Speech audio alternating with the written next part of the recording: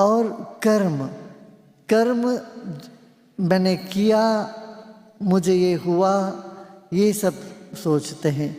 ईश्वर में कोई क्लेश नहीं है, ना कर्म विपाक है, आशय है, माने कर्म की छाप है, ये सब नहीं है। क्यों?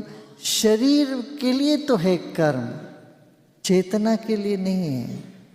तो शरीर ईश्वर नहीं है, चैतन्य ईश्वर है। शरीर तो सबको, बुद्ध को भी शरीर है, भगवान कृष्ण का भी शरीर है। वो भी तीर लगाया तो तीर लगी, तो कृष्ण भी देह त्याग किए। व्याध ने तीर लगाया, तीर उनके अंगूठे पर पड़ा, वो शरीर छोड़े।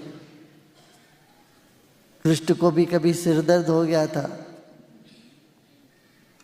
कई बार सिर दर्द हो गया, एक बार नहीं। मगर वही भगवान कृष्ण भी कहते रहे, ये मूढ़ मुझके शरीर मानते हैं। अवजानन्ति माम मूढ़ा मानुषीम तनुमाश्रिता। मैं शरीर में हूँ मगर मुझे मनुष्य समझते हैं, और मेरे अंदर की जो परम चैतन्य है उसको कोई जानता नहीं है। यहाँ मेरा कहते, वो सबके लिए कह रहे हैं। ऐसे ही ज्ञानी के लिए भी, ज्ञानी तो मैं ही ज्ञानी हूँ, भगवान कृष्ण बोलते हैं। ज्ञानी और मुझ में कोई भेद नहीं है, क्यों? ज्ञानी भी परम चैतन्य में स्थित है, मैं भी परम चैतन्य में स्थित मैं हूँ।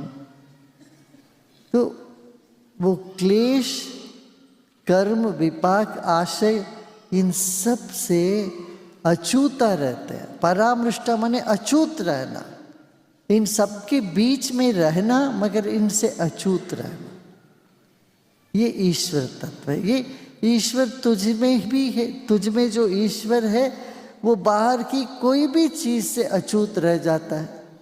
तुम्हारा उम्र ईश्वर को नहीं लगता है, शरीर में बुढ़ापा आता है तो ईश्वर को कोई बुढ़ापा नहीं आया। शरीर को बीमारी होती है तो ईश्वर को नहीं छूता है। तुम्हारी आत्मा बीमार कभी नहीं हो सकती, होती नहीं है।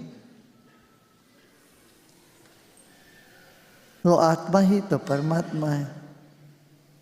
तो ये तत्व है हमारे भीतर, जो क्लेश से, कर्म से, इसके प्रभाव से अछूत रह जाता है।